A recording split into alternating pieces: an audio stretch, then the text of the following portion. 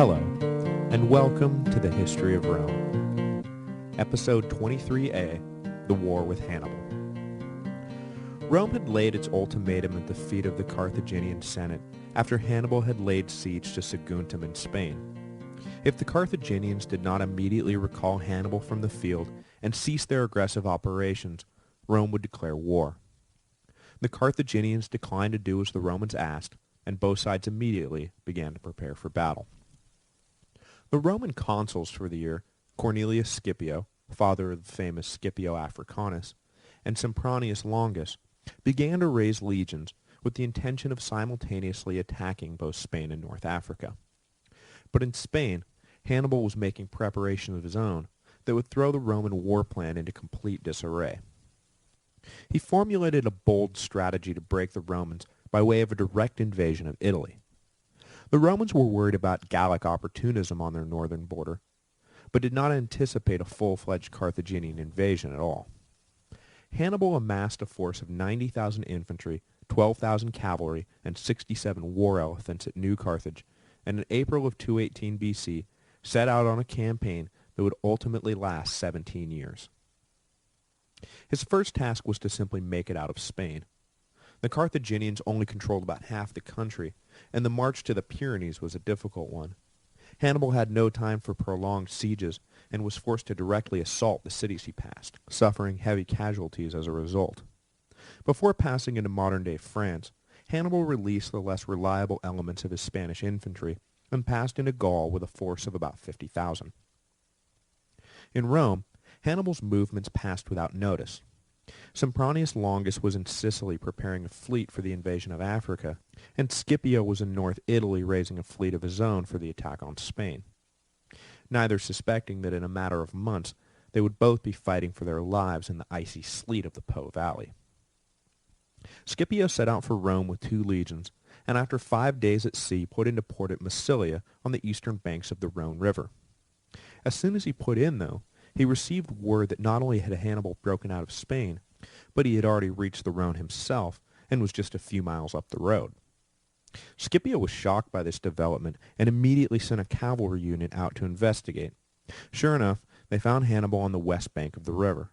A light skirmish of no consequence ensued that served only to alert Hannibal to the fact that the Romans were now officially onto him.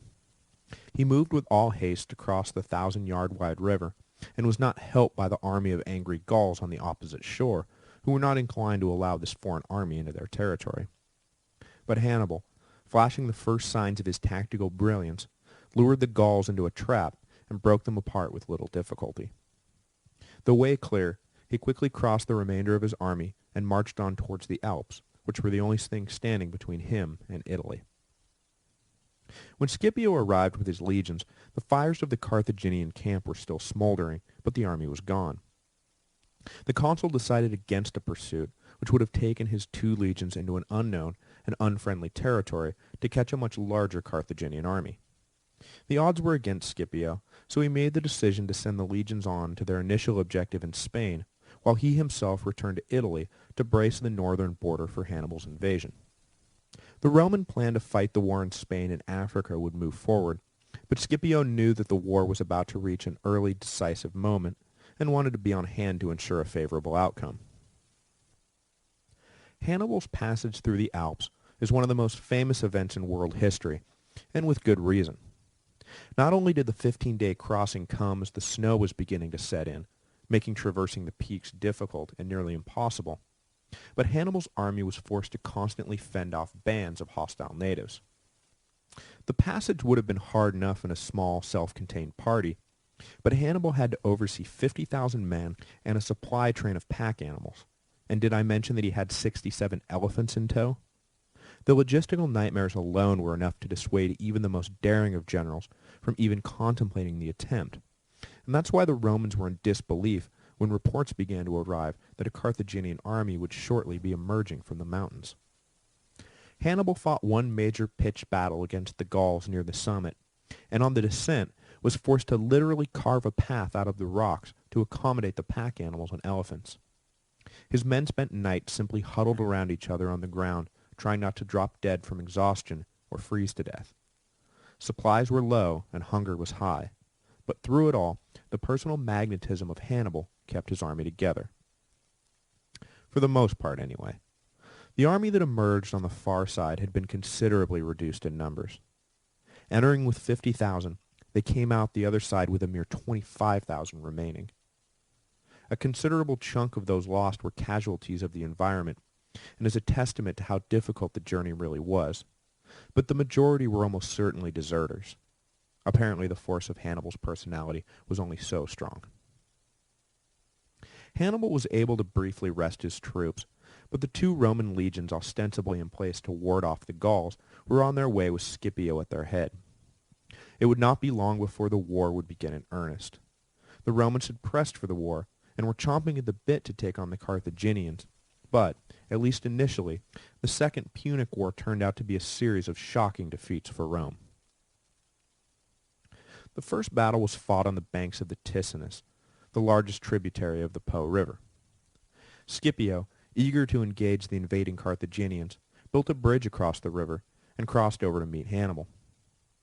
In the battle that ensued, the Romans matched up just fine with their infantry, but their cavalry was woefully inadequate in the face of their far superior Numidian counterparts. The Romans were outflanked and driven back to the bridge they had built. In the withdrawal, Scipio himself was wounded and was saved either by a slave girl or, as Livy recounts, his 18-year-old son, Scipio Africanus. Whether the younger Scipio saved his father or not is debatable, but there is no doubt that he was at the battle that opened the war he would ultimately win 16 years later. The Romans crossed back over the bridge and burned it to prevent the Carthaginians from pursuing. Scipio's goal had been to stop the invasion right then and there, but all he accomplished was demonstrating to the local Gauls that Hannibal was for real, and caused them to begin actively supporting the Carthaginian general. Scipio returned to his base on the far side of the north-south running Trebia River, and sent out the call for reinforcements. Hannibal did not immediately press his advantage, but instead used the breathing space he had won for himself to reprovision, rest his exhausted troops, and accept Gallic reinforcements into his ranks.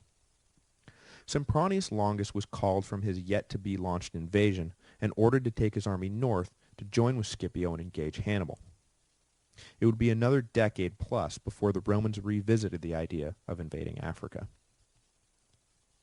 The next month, Longus arrived with his army and combined it with the existing troops. Scipio cautioned rushing out into battle, having seen firsthand what a devastating force Hannibal was in the field. But Longus, impatient and no doubt suspecting that his colleague's injuries were behind his wariness for further battle, ordered the legions out to find and destroy the Carthaginians.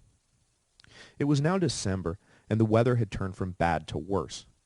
Wind, sleet, snow, and rain combined in a mixture of all the worst possible conditions you can imagine.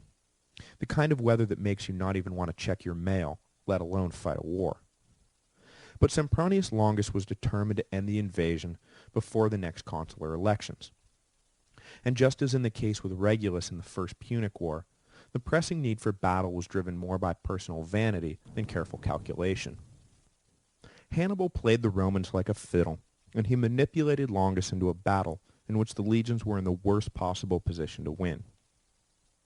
Catching wind of the change in leadership and the impatience of the newly arrived consul, Hannibal baited the Romans into a trap. Early in the morning of a particularly horrible day, Hannibal sent out a large contingent of his cavalry to attack the Roman camp. As soon as they appeared, Longus ordered the full force of his infantry out in pursuit. This hasty decision left the Romans without something Hannibal had hoped to deny them, a good warm breakfast. The Romans essentially rolled out of bed and charged off to fight. Compounding their hunger, Longus ordered them to immediately cross the Trebia, which in December is a swollen and freezing river. When they reached the other side, they found Hannibal waiting for them at the head of a well-fed, dry army. And as if this wasn't bad enough, Hannibal had hidden 1,000 cavalry behind an outcrop of rocks and brush. The Carthaginians drew the soaking and exhausted Romans away from the river, and as soon as there was enough space, Hannibal ordered the hidden troops onto the Roman rear. The battle was an unmitigated disaster for Rome. The only thing that allowed them to even salvage their dignity was the unquestioned superiority of the legions as a fighting force. About 10,000 managed to break through the Carthaginian line and make for Placentia, but the rest of the army was destroyed, either caught between the two Carthaginian lines or killed trying to recross the Trebia. Sempronius Longus escaped with his life, but left his reputation lying dead on the battlefield. Rome was now in a complete panic. According to the frantic rumors, the Carthaginians would come pouring into the city in a matter of days, and nothing could stop them. But luckily the winter, despite Hannibal's cunning use of the weather to his advantage, was no time to launch a siege of Rome. And besides, launching a siege of Rome was not what Hannibal had in mind anyway. The Carthaginian army settled in for the winter, and the war was put on hold until the following spring. When spring arrived, the Romans raised fresh legions and sent them out to man the frontier and prevent Hannibal from making it any further south. The dominant consul for the year was Gaius Flaminius, a popular plebeian leader whose only major flaw was a maverick streak that did not endear him to the leading aristocrats, or, by some accounts, to the gods of Rome. When Flaminius was elected in 217, he did not return to Rome to oversee the religious ceremonies that accompanied the transfer of power, which speaks either to his noble disdain for the trappings of power, or a foolish irreverence that would lose him the favor of the gods. Whether it was luck, stupidity, or the active intervention of displeased gods, Flaminius was about to lead the legions to their greatest defeat, a defeat that shook the Romans to their very core and would leave them almost insane with fear. Luckily for Flaminius's legacy, though, the Battle of Lake Trasimene would only stand as the worst defeat in Roman history for a year, and Flaminius's failure would be overshadowed by Varro's far greater display of incompetence at Cannae. Sticking to his strategy of picking the most difficult routes of approach in order to surprise his enemy, Hannibal began 217 BC by marching through a swamp. The Romans had the roads covered, so Hannibal simply abandoned them. The 4-day march through the flooded slog was an understandably miserable experience, and in many ways was more difficult than the passage through the Alps. There was literally no dry ground anywhere, and sleeping was a matter of sitting in muddy water and trying not to drown. Hannibal brought up the rear, riding an elephant, and making sure that the army understood the only way to move was forward. The general shared the pain of his men, though, his eyes having succumbed to an infection that would eventually lead to the removal of one of them. But because of the horrid swamp march, Hannibal accomplished his goal and successfully outmaneuvered the Romans. He was now deep in Etruria, and no army stood between the Carthaginians and Rome. Flaminius had no doubt that Hannibal's goal was to march uncontested on Rome, and immediately sent out at double time to catch the Carthaginians. But Hannibal, as I said, had no intention of attacking Rome. But he did have every intention of luring Flaminius into a trap, and he chose Lake Trasimene as the perfect site. Lake Trasimene is about 150 miles north of Rome, and its northern bank butts up against steep hills. Hannibal placed his infantry on the thin strip of land between the banks and the hills, and waited for Flaminius to come charging in the narrow entrance to the north bank. In the hills above and around the lake, Hannibal hid his cavalry and a good portion of his ground troops. When Flaminius arrived, he passed through the narrow entrance without a second thought, intent only on engaging Hannibal in battle. But as soon as his forces were through, the Carthaginian cavalry appeared and sealed up the entrance, trapping the legions. Flaminius was caught completely by surprise, and was just wrapping his head around the fact that he was now fighting on two fronts, when the rest of the hidden Carthaginian army came pouring down the slopes from above. The Romans didn't stand a chance. Of the 40,000 who entered, it is estimated that 30,000 were killed or captured, including the ill-fated Gaius Flaminius. Many drowned in a vain attempt to swim away from the slaughter. Hannibal stood over the dead, and must have wondered to himself how the Romans could ever have conquered anything. Sure, they were strong, but from what Hannibal had seen over the last year, they were about as savvy as a rock. The way to beat the Romans, clearly, was not to outfight them, but to outthink them. Hannibal now held Italy in the palm of his hand, but his coup de grace was yet to come. Next week, we will begin with the worst disaster in Roman military history, the Battle of Cannae. The Romans, shocked by the succession of defeats at the hand of this emerging national nightmare called Hannibal, will be left nearly catatonic when they get word of what happened to the legions at Cannae.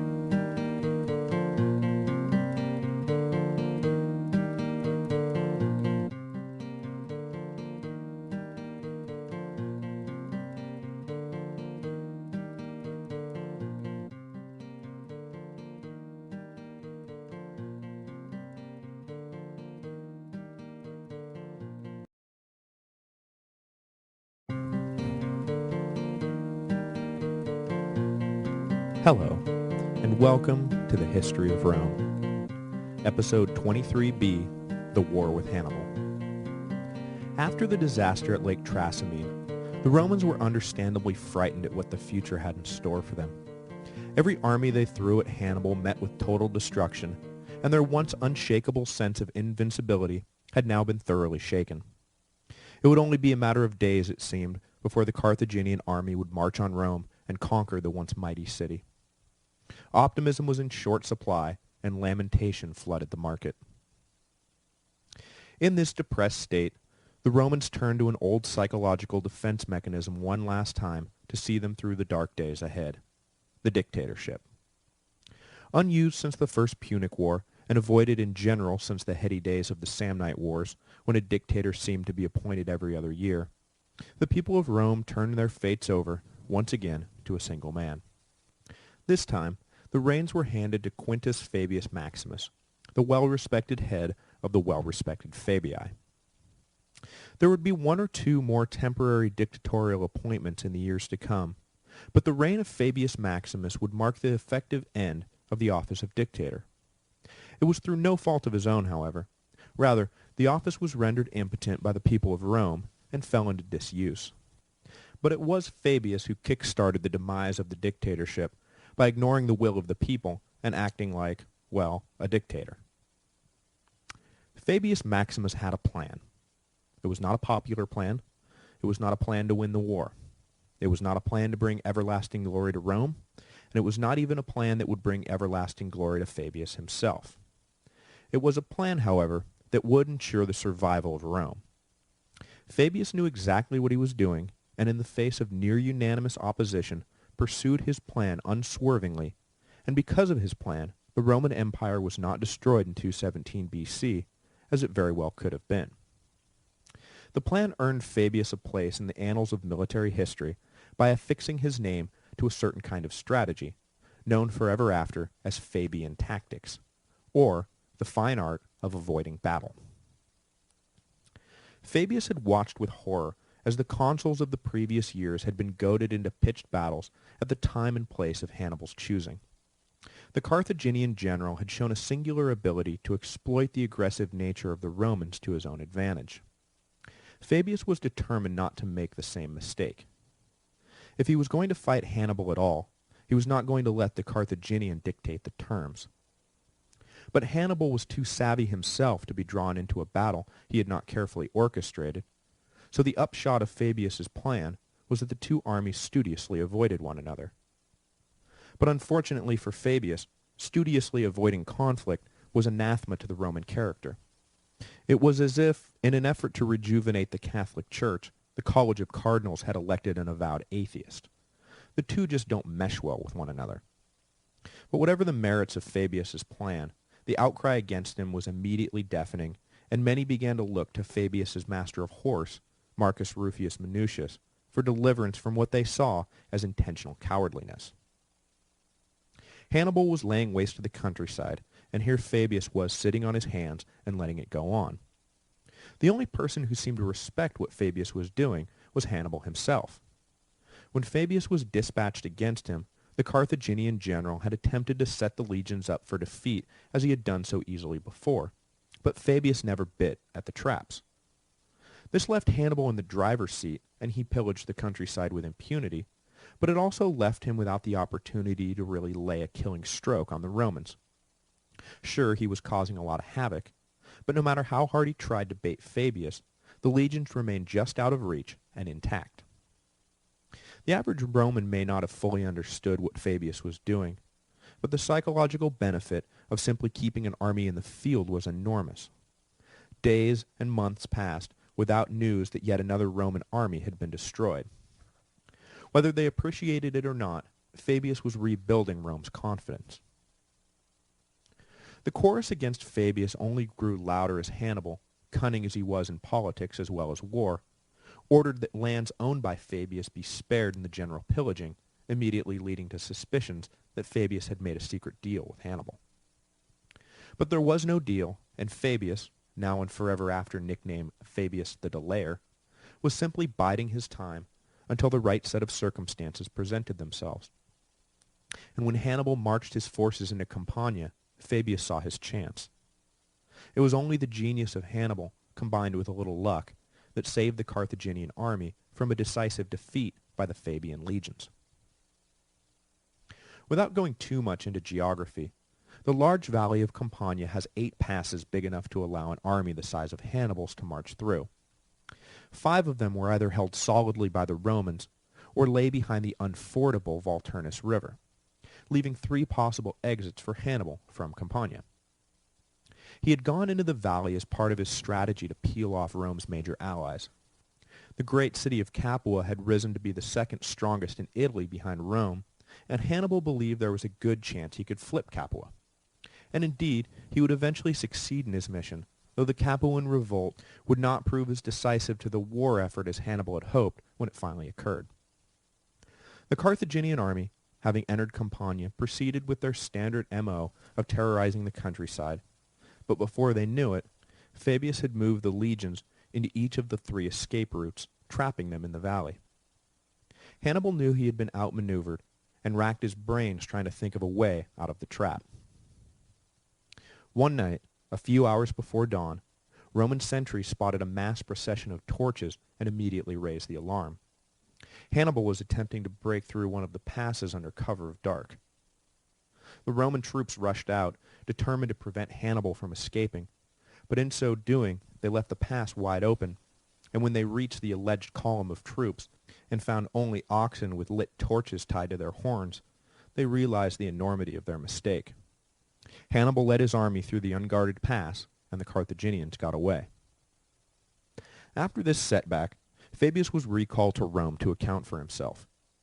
The tribunes hurled every insult in the book at the dictator, and convinced the people to support an unprecedented measure, the elevation of Minucius to co-dictator. This extra-legal solution was the death knell of the dictatorship as an effective office. The whole idea behind the dictatorship is that one man should have the final say over all policy without right of appeal.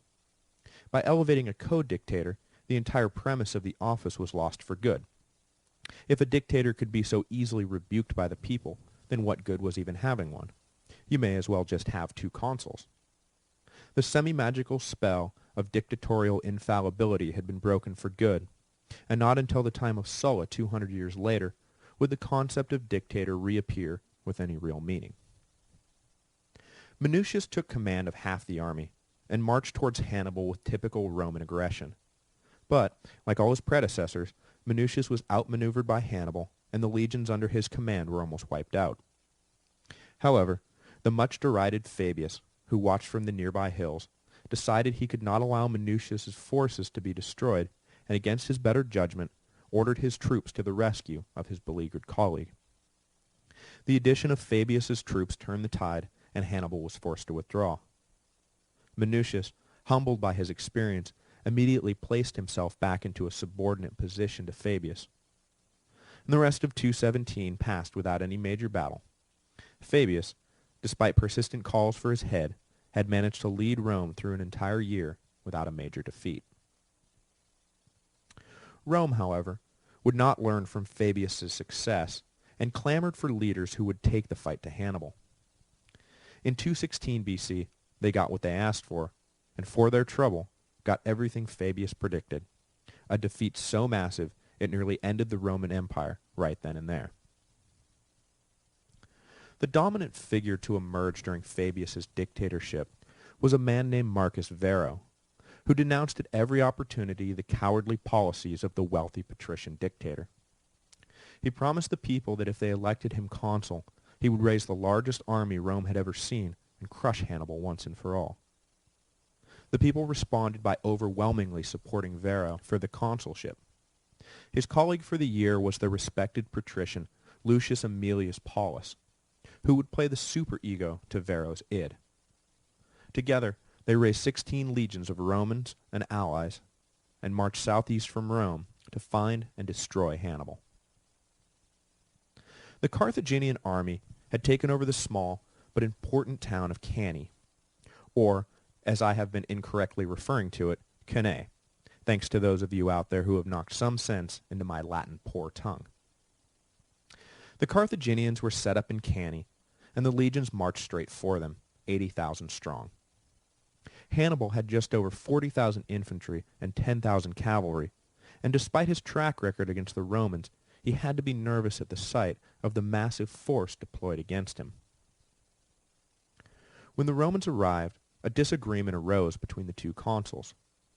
Paulus did not like the look of the flat, open plain, fearing the destructive force of Hannibal's Numidian cavalry, and wanted to move the Roman forces into the nearby hills where the cavalry would be neutralized. Varro, however, saw the nearly 2-to-1 advantage the Romans held and immediately wanted to fight an infantry battle in the field and simply overwhelm the Carthaginians. When two consuls are present at the same site, there were two ways of dividing the command equally between them. One was to divide the army in half and give each consul total discretion over his half of the army. And the other, in force at Cannae, was for each consul to have total discretion over the whole army every other day. It was on Varro's day of command that the camps were built beside the plains, and it was on Varro's day of command that the battle was initiated.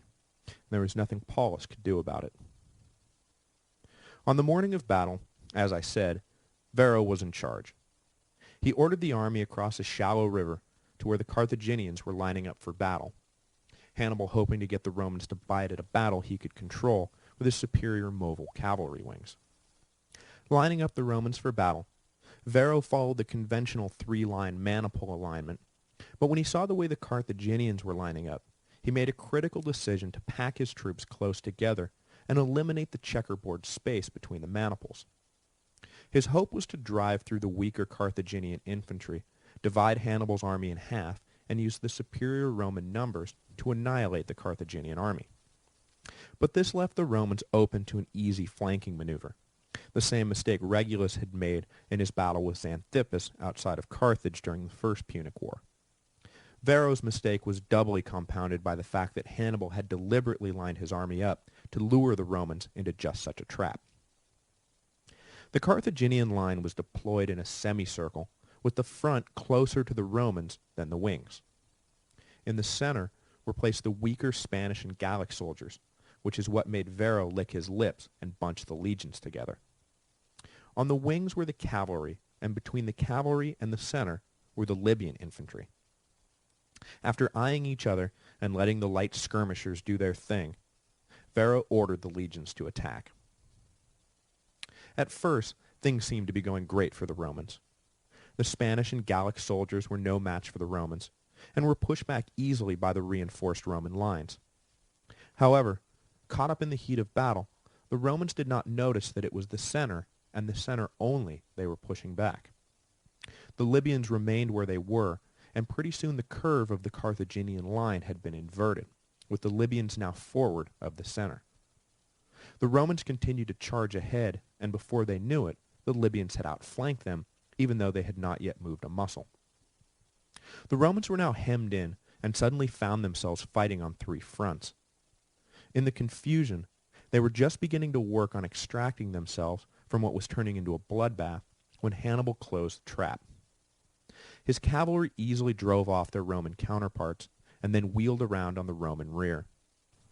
The legions were now completely surrounded, and, having been placed so close to one another by Varro at the outset of the battle, were in many cases unable to even lift their arms up to defend themselves. At a minimum, 50,000 Romans died in the slaughter, with estimates going so high as 70,000. These totals included the cream of the Roman leadership, 29 military tribunes, and 80 men of senatorial rank, including the former master of horse, Marcus Rufus Minucius. The consul Paulus, who never wanted the battle in the first place, was knocked from his horse and refused the offer of another to escape, choosing to die in the field than face the humiliation of surviving such a horrendous defeat.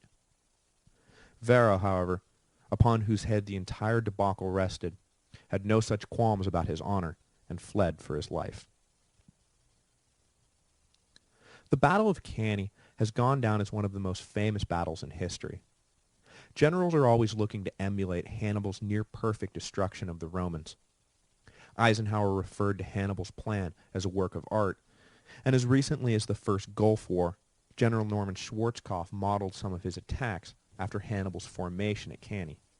Though the total envelopment is not nearly as impressive when you're commanding a much larger and more powerful army, it still shows how much this single battle has penetrated the collective consciousness. Despite the universal praise of Hannibal's genius on the battlefield, what the Carthaginian general did with his victory is the source of the harshest criticisms against him, leveled both by his contemporaries and the judgment of history. Because what he did with his stunning victory was absolutely nothing. It is easy to say that Hannibal should have immediately marched on Rome and taken the city rather than hold off and continue his policy of attempting to turn Rome's allies against them without actually going near the capital.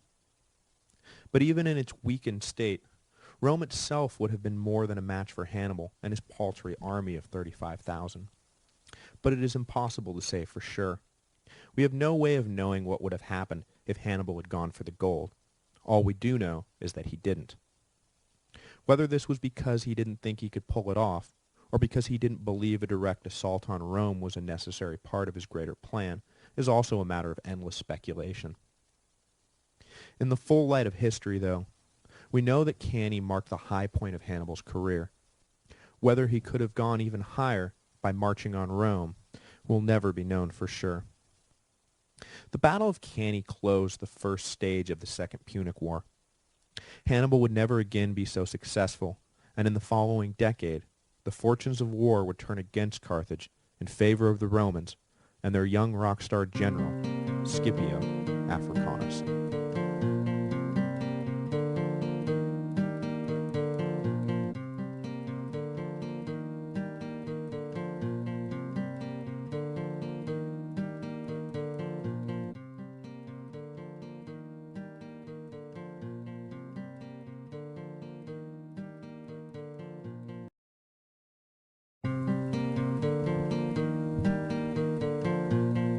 Hello, and welcome to the History of Rome. After the utter devastation of Cannae, no one would have blamed the Romans had they just given up. The history of the world could have very easily read something like, but after the defeat at Cannae, the Romans surrendered. They had been beaten soundly over and over again by Hannibal, and on their own turf no less. The Romans agreed to terms, and their just recently acquired empire was shattered. Next week, on the history of Carthage, we'll talk about Hannibal's falling out with Philip and the war in the East. But despite the obvious rationales for quitting the fight, Rome's determination to carry on was only bolstered by their defeats. The old Roman obstinacy was back with a vengeance. That special blend of honor, pride, and masochism that had seen the Romans through so much would see them through this, their darkest hour, as well. That is not to say the Romans proceeded through their trial unchanged. On the contrary, the early years of the Second Punic War fundamentally altered life in Rome. It was simultaneously and paradoxically a time of both democratization and consolidation of power in the hands of the elites. Popular agitation and rival political factions had sent out field commanders with diametrically opposed aims, and the confused Roman strategies had been easily exploited by Hannibal. The case of Fabius and Minucius presaged the much greater catastrophe that befell Varro and Paulus. But after Cannae, the Senate took control of the war, intent on prosecuting the conflict with something resembling a consistent strategy. The tribunes and the popular assemblies were shut out. The need for quick and coherent policies made the slow-turning wheels of democracy not just obsolete, but dangerous. The passions of the mob had sent Varro riding off to an ill-conceived battle that nearly destroyed the empire. The Senate was dead set against letting that sort of thing happen again. The elite seized control, and for the most part, the people were content to go along. But at the same time the seizure of power was going on, the opportunities for political advancement had never been so readily available. The sons of the great patrician families were strewn across the battlefields of Italy. These young men, who would have filled the leadership positions for a generation, were all dead now. Rome needed praetors and aediles and military tribunes. Anyone, patrician or plebe, who showed a little initiative and bravery was liable to find himself given commands he otherwise could never dream of.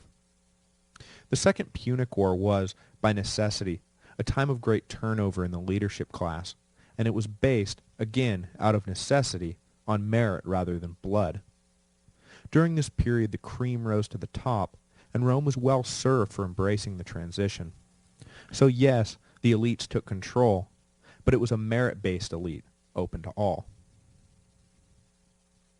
Despite the plausibility that some in Rome would have been more than willing to talk peace with Hannibal, the histories don't mention any internal conflict over what to do, even to vilify some chicken-hearted minority who wanted out of the war. It seems that on the subject of surrender, the Romans were of one mind, and they weren't about to do it. So they re-raised legions from their seeming endless supply of manpower, though, admittedly, it was not as easy as before.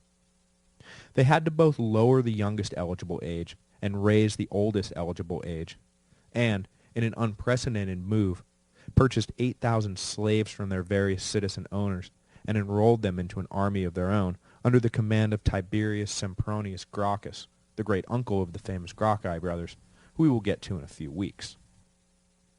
Hannibal's response to his smashing victory at Cannae was, as I said last week, to do nothing. He did not march on Rome and really force the Romans to think about what they were doing. Instead, he returned to his strategy of cutting the Romans off from their allies. And across the extended communication lines of the Mediterranean, Hannibal stayed in contact with his brother Hasdrubal in Spain, and they agreed that Hasdrubal should continue to press against the Romans in Iberia to prevent those stationed there from returning to Italy to fight. The hope was to make the Romans fight for their territory outside of Italy, while Hannibal made them fight on the peninsula itself. The Carthaginian brothers hoped to split the attention of the Romans in order to conquer them. Retaking Sicily in particular burned in the minds of both, as their father had been forced to leave the island not, as the brothers believed, because he had been bested in the field, but because he had been abandoned by Carthaginian politicians. The history of the stabbed-in-the-back theory stretches, as you can see, far back into antiquity. And in 216 BC, just after the Battle of Cannae, fate stepped in to deliver the island to the Carthaginians. Hiero, king of Syracuse and stalwart ally of Rome, finally died after 53 years on the throne. He was succeeded by his grandson, Hieronymus, who had just turned 15. Though the old king had never faltered in his allegiance to Rome, a large bulk of the nobility was all for breaking away to the Carthaginians, especially after Cannae.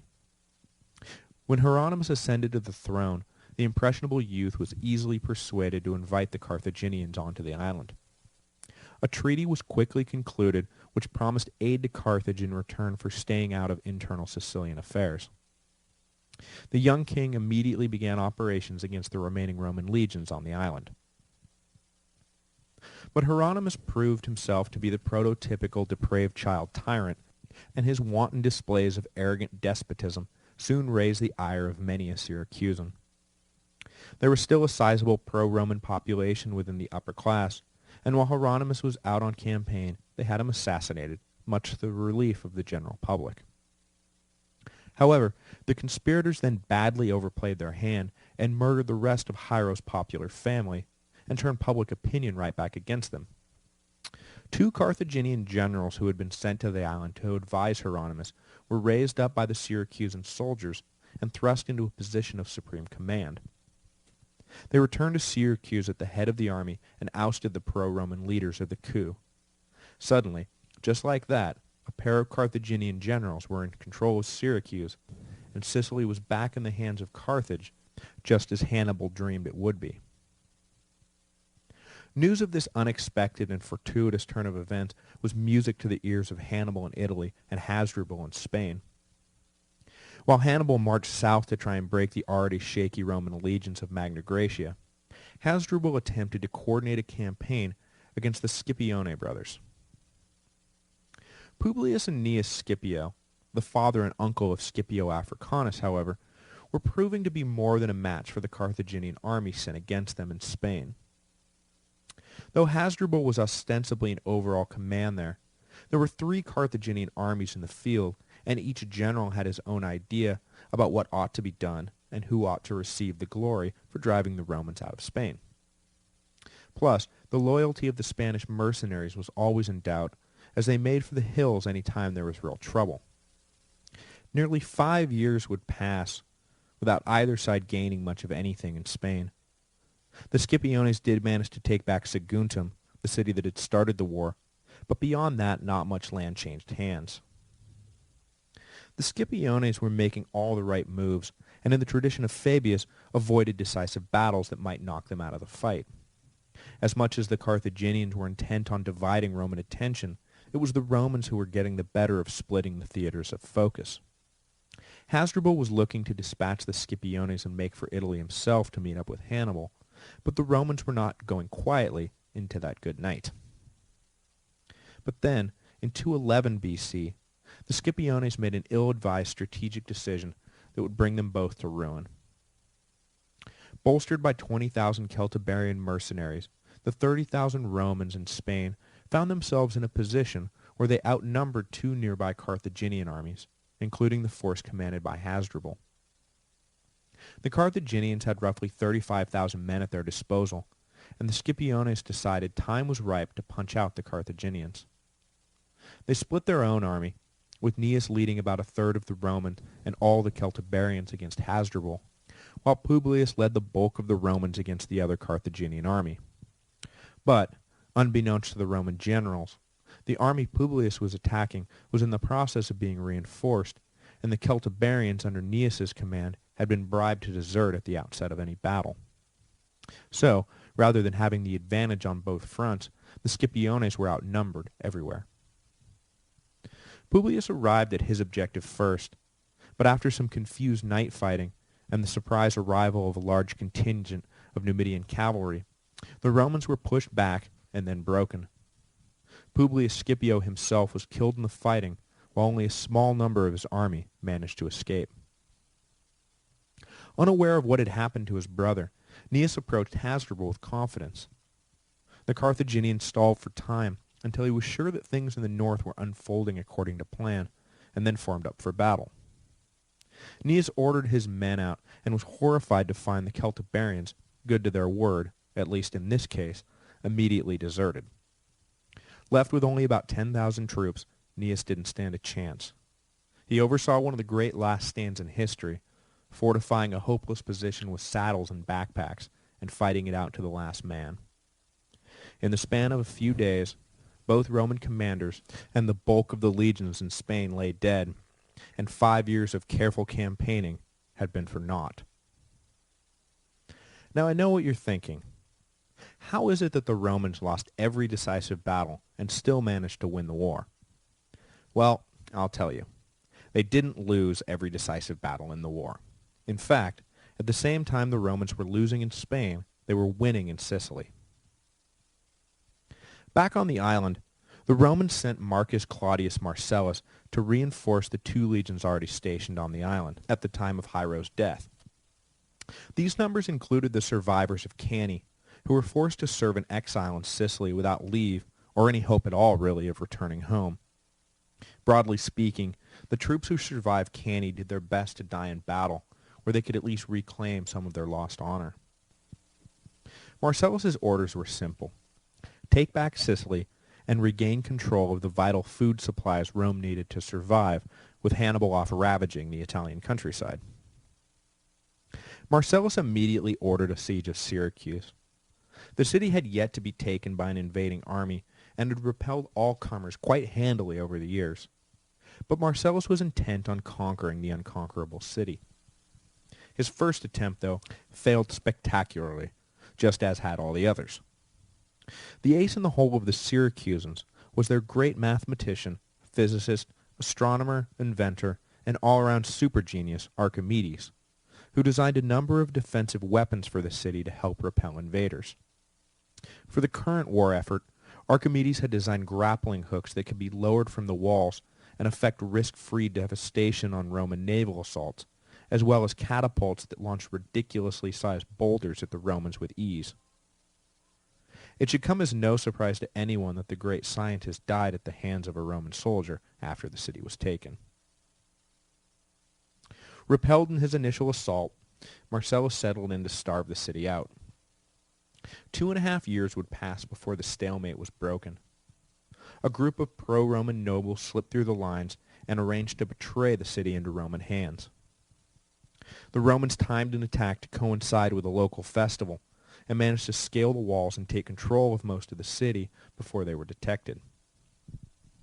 The Carthaginian generals in charge retreated behind an inner wall, holding up in the citadel of the city. Another stalemate ensued. The Carthaginians attempted to relieve the city by sending a number of fleets, but a combination of foul weather and Roman interference kept most help away. To make matters worse, a plague swept across Italy in 211 BC, decimating the Carthaginian army looking for an opportunity to aid the Syracusans, and bringing those trapped inside to their knees. After being abandoned by the Carthaginian generals, those still holding out inside the city surrendered, and Marcellus claimed Syracuse for Rome. Then, in an uncharacteristic display of barbarism, Marcellus turned his troops loose on the city, with permission to haul off anything they could. It was in the course of this looting that Archimedes was killed.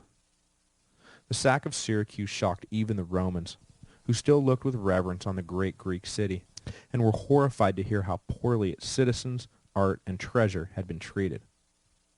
However, they were not so torn up that they did not celebrate an ovation for Marcellus upon his return to Rome. So we'll leave Rome on an upbeat this week, after ending the last 2 episodes with devastating Roman defeats. Even though they had lost the initiative in Spain, they had turned the situation in Sicily around and secured most of the island once again for Rome.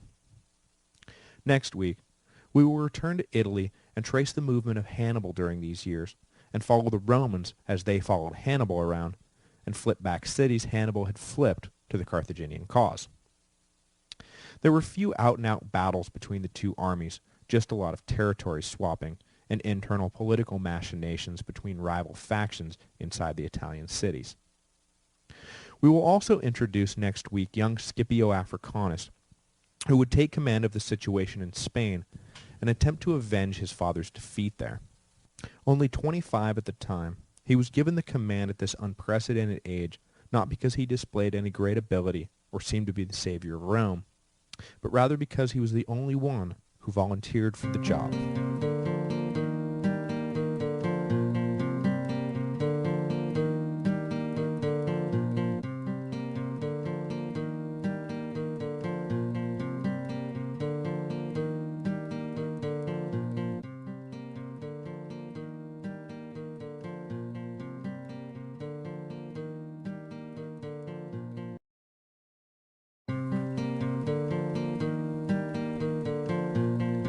Hello, and welcome to the History of Rome. Episode 23D, The War with Hannibal.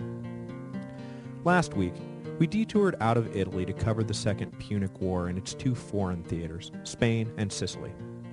This week, we will return to Hannibal's march through Rome's backyard and attempt to distill 10 years of complicated allegiance switching, threats, revenge, and posturing into a single podcast.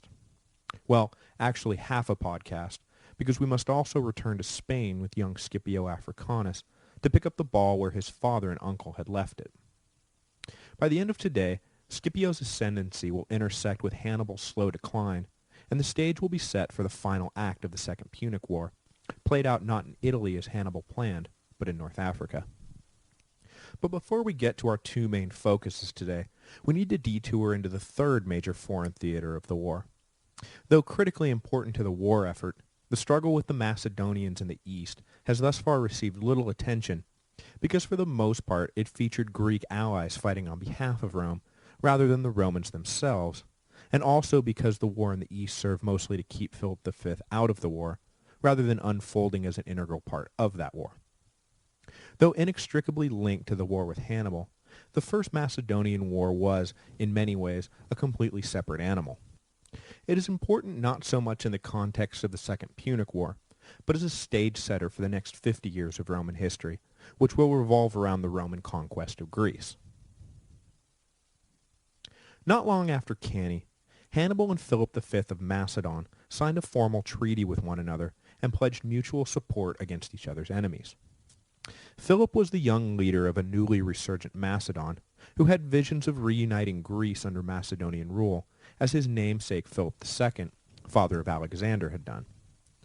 Rome, which had played no part in Philip II's calculations, now loomed large in Philip V's. The Romans were already entrenched in Illyria, and despite their claims of merely temporary occupation, they showed no signs of leaving. After the disaster at Cannae, Hannibal made formal overtures to the Macedonian king, and Philip accepted at once. The deal would leave Philip in control of Rome's eastern territory when Hannibal inevitably won the war, and provide Philip a steady Carthaginian supply line for his planned move against the rest of Greece. It also cemented a mutual sphere of influence that allayed both sides' fears of territorial encroachment. Deal in hand, Philip's envoys returned to Macedon, but on the way across the Adriatic, they were captured by the Roman navy. Immediately recognizing the danger of Hannibal's eastern alliance, Rome was forced to turn its already divided attention to one more front. But without troops to spare, they sent a scant force of about 2,000 with orders to not simply engage Philip, but instead to drum up Greek support for Rome and attempt to get the Greeks to fight Philip for them. This turned out to be easier than they thought.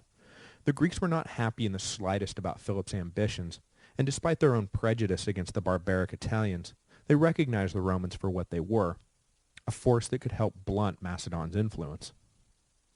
Specifically, Rome found a receptive audience in the Aetolian League, a confederation of cities that stood between Macedon and Greece proper.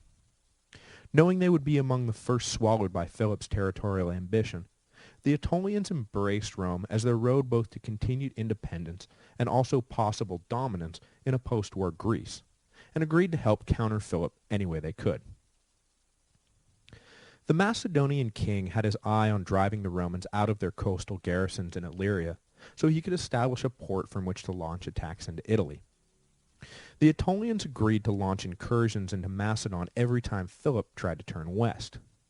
So, whenever Philip left for Illyria, the Aetolians would begin making trouble.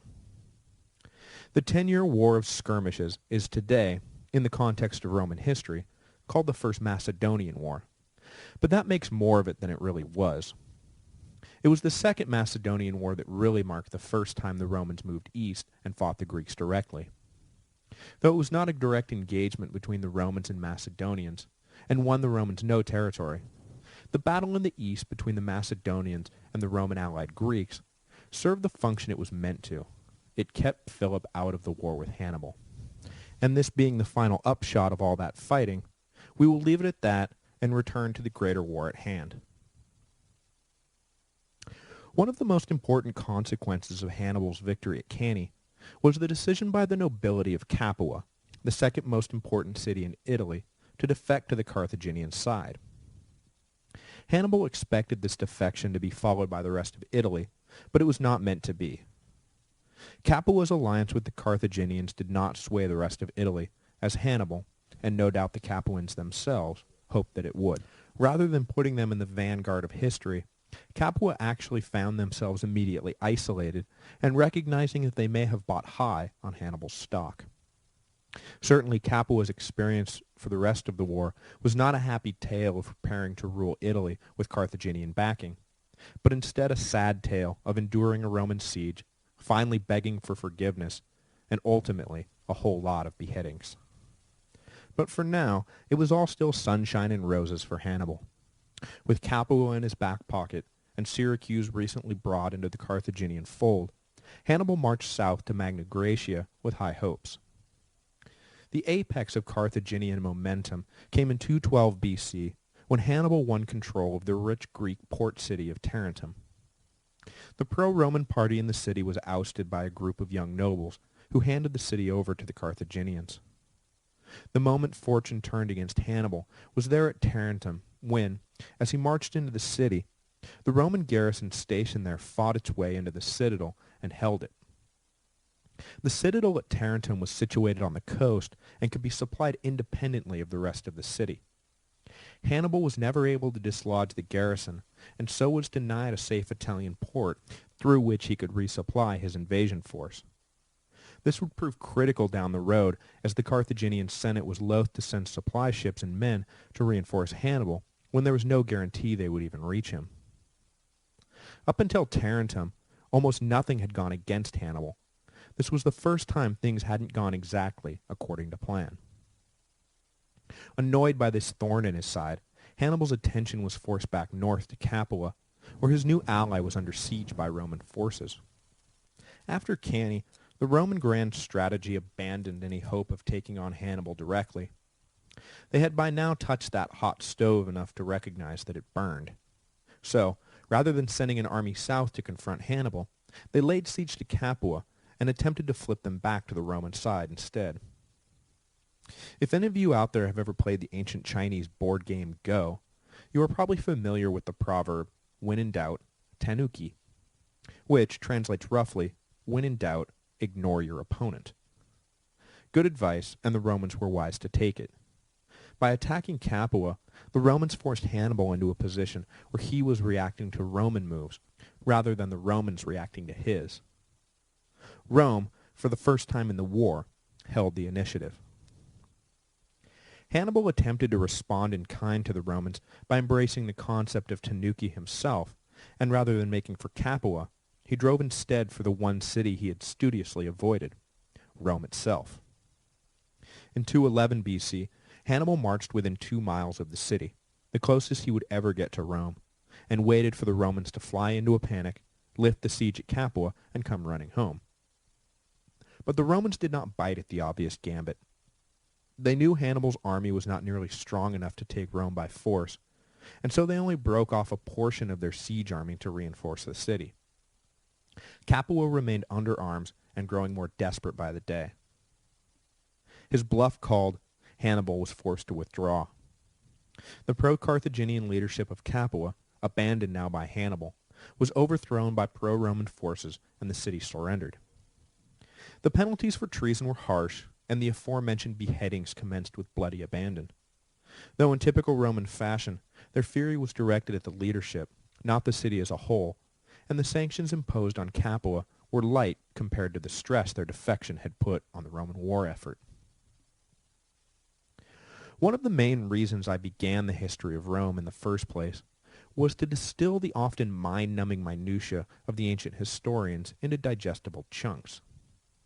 Specifically, the middle years of the Second Punic War is a period that cries for summarization. Livy fills hundreds of pages detailing every lost city, every betrayal, every conversation with every political faction, and every minor skirmish. The information is out there for those of you who would like more detail, but I now offer with great relish a paragraph I have been kicking around in my head for the better part of a year. The experience of Capua and Tarentum was repeated ad nauseum over the next few years. Hannibal would take a city and then move on. The Romans would follow behind and return it to the Roman fold. Hannibal would then be forced to either backtrack and refight for land he had already taken, or give up what he had gotten and hope for better luck the next time around. The two armies occasionally came into direct contact. Sometimes Hannibal would win, sometimes the Romans would. But victory no longer took the form of annihilated armies, but rather strategic withdrawals and prudent retreats. In this way, 5 years passed. Beautiful. That said, I now want to shift gears and move out of Italy and back to Spain, where, after the defeat of the Scipione army, it looked for all the world as if the Romans would never regain their footing. Certainly, no Roman general was eager to take up the difficult task in Spain. All that remained in Iberia was the bare remnants of the defeated legions, a horde of Carthaginians and hostile Spanish tribes. Officially, Rome had no intention of giving up in Spain, but practically speaking, they were about to do just that. Into this leadership vacuum stepped a young man, Scipio Africanus, who was destined to become a towering figure in Roman history. In the lineage of truly great Romans, the short list begins with Romulus, passes to Camillus, and then passes to Scipio, perhaps the greatest of them all.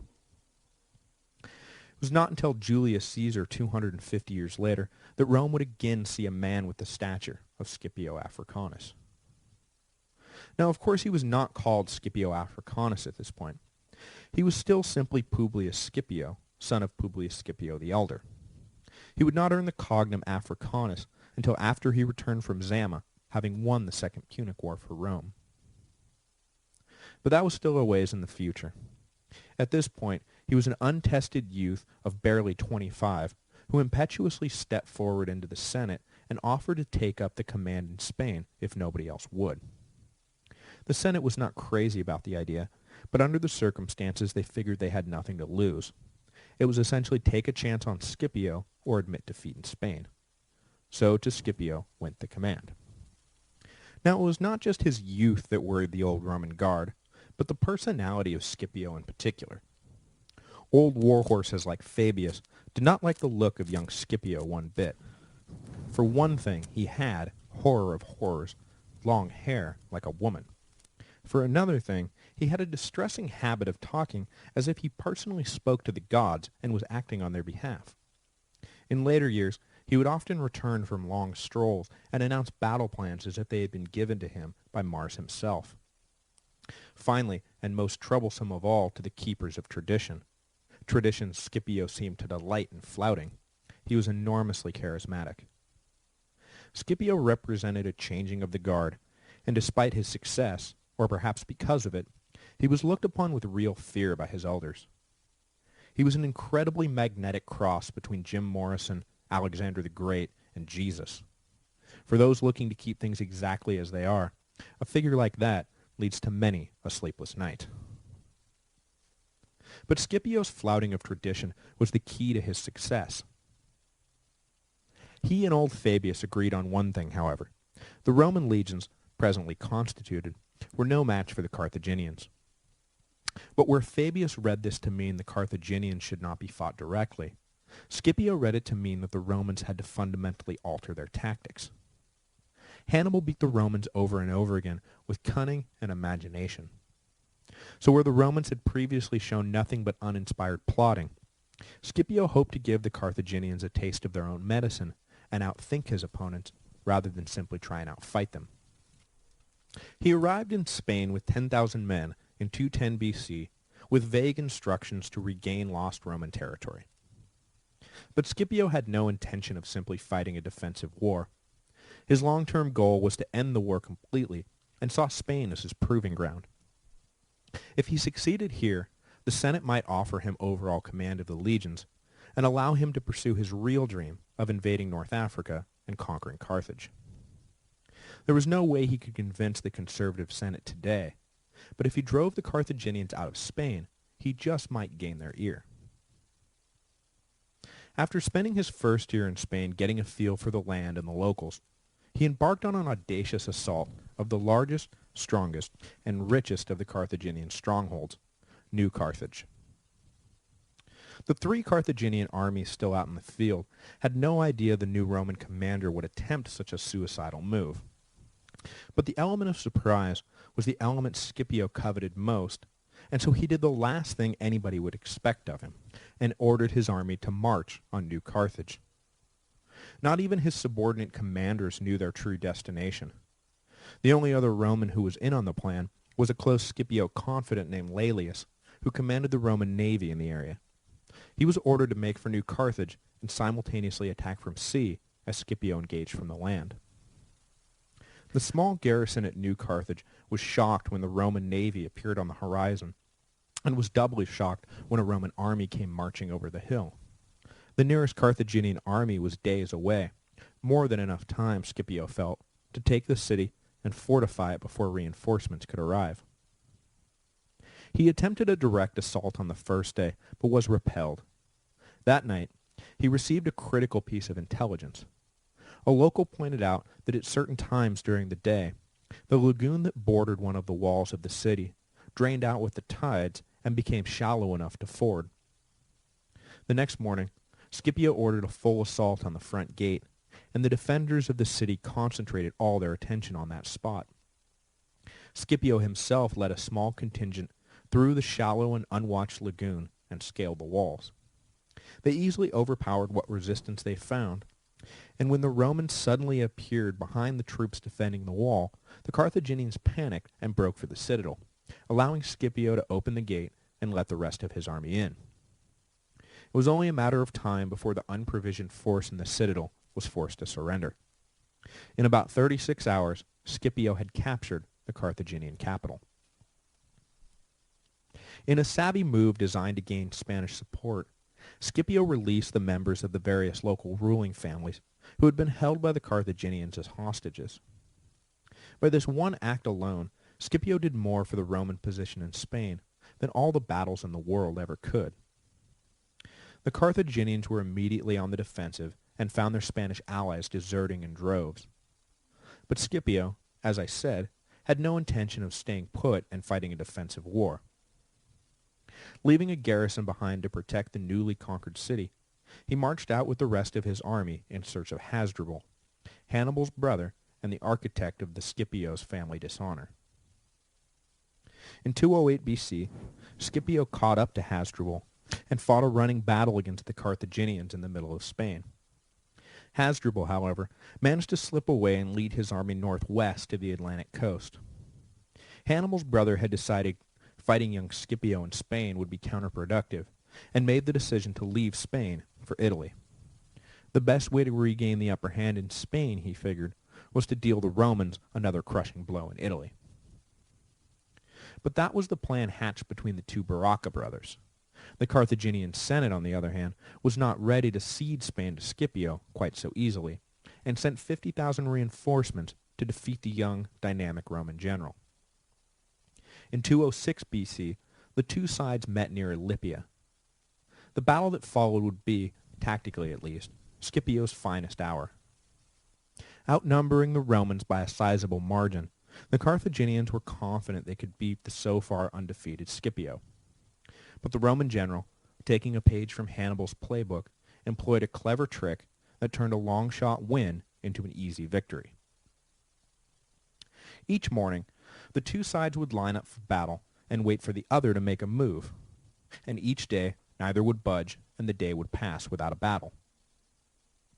When Scipio deployed his troops, he concentrated the core of the legions in the center and placed his Spanish allies on the wings.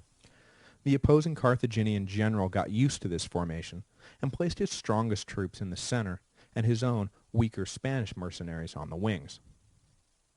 On the morning Scipio had decided to fight, however, he switched things up. But first, he took revenge on the Carthaginians for the Roman defeat at Trebia, a battle Scipio was very likely at.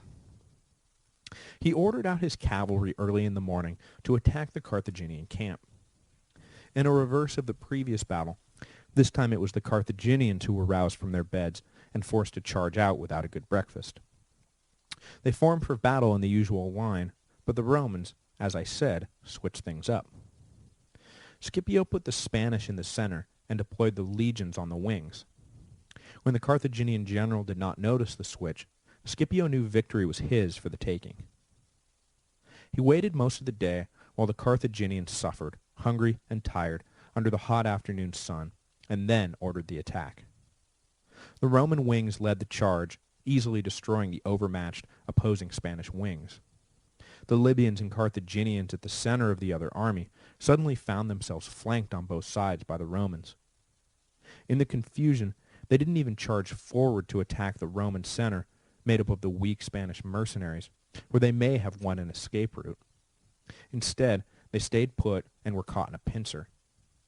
The only thing that saved them was that the weather turned ugly and rain turned the field into a mud-clogged morass. The Carthaginians were able to escape, but their will was broken. Hannibal pursued the fleeing army and destroyed them a few weeks later. When Scipio entered Spain, the Carthaginians controlled practically the entire country. But now the Romans were the undisputed masters. Carthaginian influence in Spain was over, and in a few years hence, the Great War itself would be over as well. Scipio now had all the clout he needed to take his master plan to the Senate. There would be fierce resistance for his idea of an African invasion, but Scipio's charisma and track record would carry the day.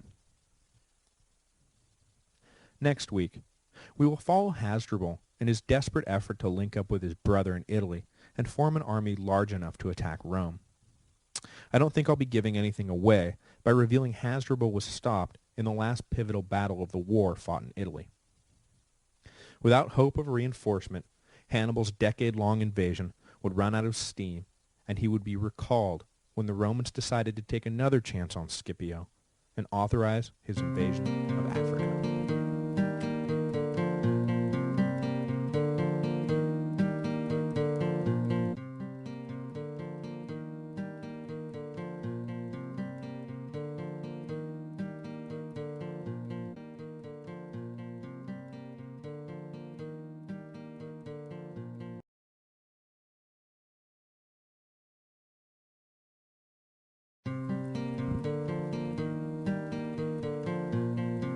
Hello, and welcome to the History of Rome, Episode 23E, The War with Hannibal. Though neither side was aware of it, the long war between Rome and Carthage was marching inexorably towards a final conclusion. For the Romans, the scourge of Hannibal seemed a virus they would never be able to purge from their body.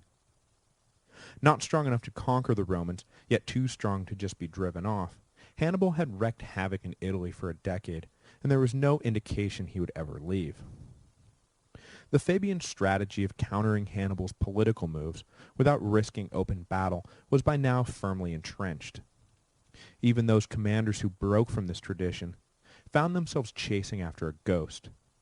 Hannibal would never fight a battle not of his own devising, and stayed forever one step ahead of Roman pursuit. Hannibal himself knew that things could not go on like this forever. The Carthaginian Senate was growing weary of the war. Supplies and reinforcements were produced in ever-shrinking amounts after ever more cajoling. If things kept going in this direction, Hannibal would find himself isolated in enemy territory, abandoned by his country.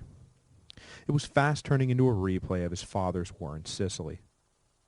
Hannibal could see the writing on the wall. He did not have the money or manpower to launch a decisive offensive, even if the shell-shocked Romans still went to bed in fear of the Carthaginian army pouring through the gates while they slept. But entering 207 BC, the 11th year since Hannibal had left New Carthage for Italy, the Carthaginian commander still had hope of a successful conclusion. His brother Hasdrubal had left Spain after tangling with young Scipio and was making his way across Gaul, through the Alps, and would soon be in Italy with an army of 30,000. If the two brothers were able to link up, they would form an army that could overrun anything the Romans sent against them. The Romans were not ignorant of the threat they faced from this second invading army. When Hasdrubal passed into the Po Valley, he was immediately shadowed by two Roman legions, led by one of the consuls for the year, Marcus Livius.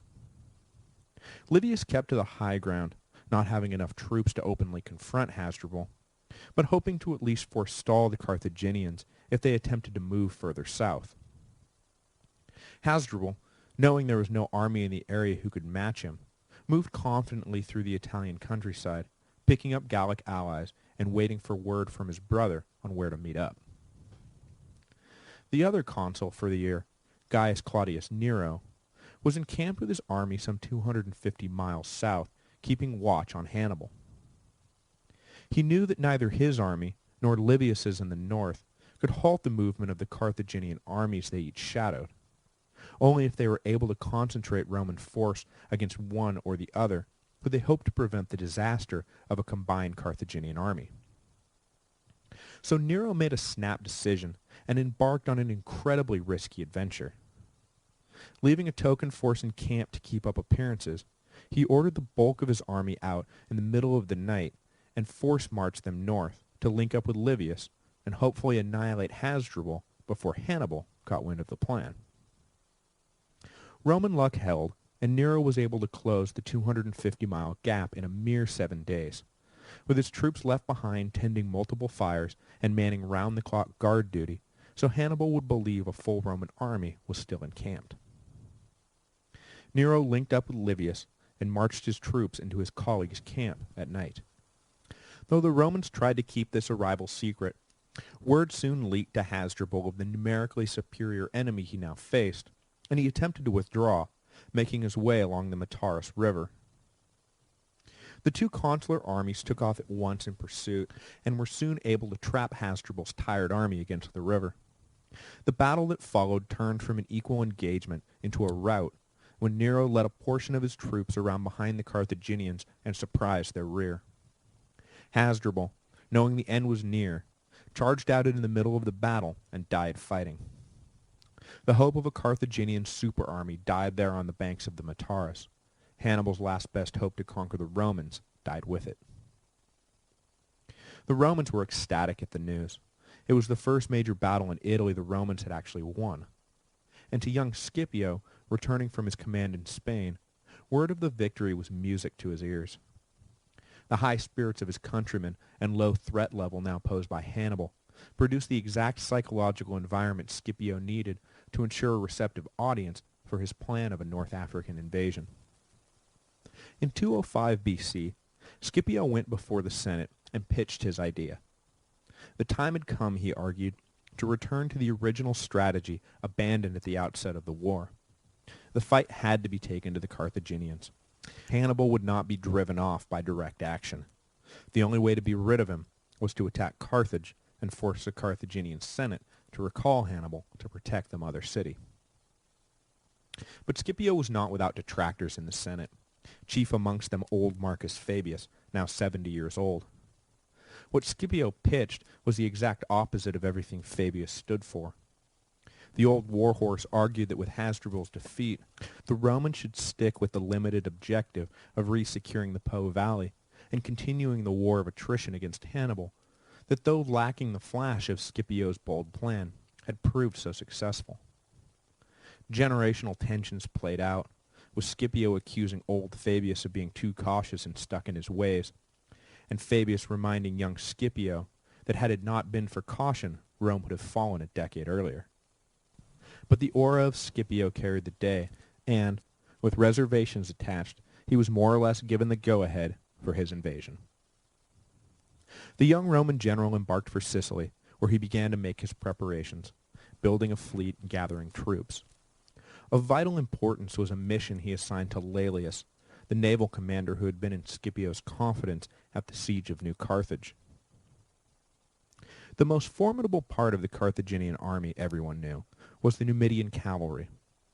They could not be matched in speed or skill, and as long as they remained in the opposing line, the legions would always be in danger. Scipio knew something of North African politics, though, and hoped to turn a clear weakness into an advantage. Laelius's mission was to sail to North Africa and turn the Numidians to the Roman side. The Numidians, you must understand, were not Carthaginians. They were a client state of Carthage and had long chafed under Carthaginian rule. Though the leadership seemed more or less content to stick with Carthage, there was an undercurrent of dissatisfaction that always threatened to come to the surface. In North Africa, Laelius made contact with the exiled Numidian prince Massinissa, who had fought against Scipio in Spain, and confirmed that he was ready and willing to lead his followers in revolt, both against his own king and the Carthaginians. In the years to come, Massinissa would remain a staunch ally of Rome, matching in many ways the friendship of Hiero. Certainly in longevity, a young man at the time of the Second Punic War, Massinissa would reign over Numidia for 50 years, nipping in the bud any trouble posed to the Romans from Africa. Scipio sailed for North Africa in 203 BC with a force of about 35,000. His aim was to end the war or die trying. When the Romans landed, they immediately swept through the land west of Carthage, taking prisoners and sacking towns. Scipio had his eye on the major city of Utica, and in the autumn of 203 he besieged the city. The Carthaginians sent a massive army against Scipio, reportedly in excess of 70,000 troops, to drive the Romans off. Scipio prudently withdrew, and, to throw the Carthaginians off, he opened peace negotiations. While the talks commenced, though, Scipio scouted his enemy and formulated a plan to beat them without having to take the field against a far larger army. The fake talks concluded. Scipio sent a portion of his troops back to Utica to feign a return to the siege. However, while the unsuspecting Carthaginians slept, content to arise the next morning and overwhelm the Roman pest, Scipio dispatched the bulk of his army towards the enemy camp. Under cover of darkness, they started fires all over the camp and waited by the exits. The alarm was raised, and when the panicked soldiers came pouring out of the gates, they were slaughtered by the Romans. Those who were not killed by the Romans died in the fire. It was a horrible and bloody affair, but just like that, Scipio had destroyed most of the Carthaginian army in North Africa. The Carthaginians regrouped, however, and made one last go of it, but at a place called Great Plains, Scipio routed them, and Carthage found itself suddenly without an army in the field, not unlike the Romans had found themselves after Cannae so many years before. At this point, the Carthaginian Senate was left with no choice. Hannibal had to be recalled. Envoys were sent to Italy in 202 to bring him back. With tears streaming from his one good eye, Hannibal reluctantly ordered his army to board the ship sent to retrieve them. After 16 years, the death of his brothers, and an endless series of maneuvers designed to bring the Romans to their knees, he was being pulled out of Italy no closer to his goal than when he started. His life's work had been for naught. It was an exhausted and psychologically wounded Hannibal who returned to North Africa. He would fight bravely there, and no historian faults any of the decisions he made while battling Scipio. But clearly the imaginative genius who had so flummoxed the Romans early in the war was gone. All the vital energy was in the confident hands of Scipio, and both of them seemed to know it. After his victories near the coast, and with the knowledge of Hannibal's return, Scipio did not make for Carthage, but rather marched inland. The interior of North Africa was hostile territory, not just for the Romans, but for the Carthaginians as well. The land was populated with subject people of dubious Carthaginian loyalty, but nonetheless they were a critical source of supplies for the city. Scipio hoped to draw Hannibal into unfriendly territory by threatening Carthage with starvation. Hannibal himself despaired at the situation. He had to make a move against Scipio, but the troops he had at his disposal were not even close to a match for the Romans. He had his corps of veterans, but the rest were recent recruits, ill-trained and passionless. He argued against leading such a weak army out, but was overruled by the Senate, who ordered him to track down Scipio and defeat him, and, always the good soldier, Hannibal did as he was told. The two armies met at Zama, 100 or so miles southwest of Carthage. Prior to any armed confrontation, the two great generals met. Hannibal attempted to secure a favorable peace, knowing his own troops were ill-equipped to deal with the Romans, but Scipio would have none of it. After acknowledging the respect each had for the other, they departed back to their own tents to prepare for the final battle. Lining up in the morning, Hannibal placed his raw recruits in the front line, with his veterans behind. This way, the new troops would have no place to run if they tried to retreat, and, if Hannibal was lucky, they would tire the legionaries out and allow the Carthaginian veterans to sweep through. He also placed his war elephants, the old Carthaginian juggernaut, at the head of the army. But Scipio was well prepared for the elephants and positioned his men so that lanes were open all the way through the lines. When the elephants charged, they passed by harmlessly. The battle begun. Rome scored a victory that had eluded them the entire war. Massinissa's allied Numidian cavalry was able to drive off their Carthaginian counterparts, suddenly leaving Hannibal, rather than the Romans, without support. Just as he predicted, the experienced Romans cut through Hannibal's new soldiers, but a total rout was prevented by the strength of his veterans who blunted the Romans' advance. The war hung in the balance, as two of the greatest strategic and tactical geniuses in history oversaw an unimaginative clash of brute force. When the Roman cavalry returned to attack the Carthaginian rear, the battle turned decisively against Hannibal. His army was broken, and the great Carthaginian general was forced to withdraw in defeat. The Battle of Zama was over. So too was the Second Punic War. Carthage offered no further resistance and accepted punishing terms. While allowed to keep possessions in North Africa, the dream of a Carthaginian empire overseas was crushed and all holdings forfeited to the Romans. Carthage was not allowed to equip an army or a navy, nor allowed to engage in any hostilities with their neighbors without explicit Roman permission. For his loyalty, Massinissa was granted control over an independent Numidian kingdom that would be the dominant force in North Africa for years to come. Finally, a huge punitive fine was laid on Carthage to be paid off in no less than 50 years. In a final irony, it was Hannibal who put a stop to any call for further resistance and demanded that the Senate accept Roman terms. Carthage was defeated. There was nothing left to be said about it. The Romans had paid an enormous price for their victory. The population of Rome declined by something like 17% over the course of the war, and the treasury was all but empty. But they had won an immeasurably valuable prize: uncontested control of the entire western Mediterranean. The Roman Empire as we now know it, the greatest power in the ancient world, and one of the farthest-reaching land empires in history, was born on that day at Zama in 202 BC. Some also claim, as I said at the outset of this series of episodes, that the victory over Carthage also marked the death of old Roman virtue.